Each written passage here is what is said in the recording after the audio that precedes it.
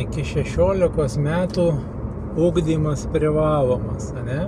Bet vakar labai puikia laida buvo, kur atvirų tekstų pasakė atitinkamas persona iš švietimo ministerijos, kad, reiškia, jeigu jūs neįsit toliau mokintis virš 16, tai nebūsite naudingi valstybei, greičiausiai, nes prasigersit arba į narkotikus. Čia, aišku, tik tai toksai manipuliacija yra labai stipri, galiu pasakyti, ir labai nagva.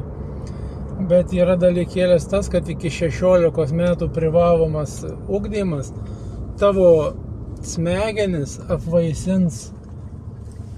Jau čia aš dabar kalbu, aišku, su tais, kurie jau užaugi ir matot, kad jūsų tas, ką jūsų smegenis apvaisino tais vaizdiniais, pavidalais, apipavidalinu jūs esate tinkami tik sistemai aptarnauti. Tai reiškia mokėti mokesčius ir būti tarnai banko išlaikyti paskolom tenai.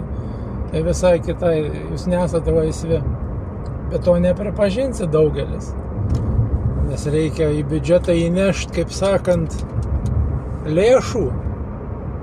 Ir va čia užburtas ratas, viskas sukasi, medicinų sistema dirba, švietimo sistema dirba, valstybė klesti, o dar jums visiems parodo, tiem, kurie jau pensijoje, kad galėtumėt nervuotis, parodo, kad jų kanceliarinės išlaidos per mėnesį 2000. O tu savo su tais 3 ar 4 ar 500 sėdėk ir nervuokis.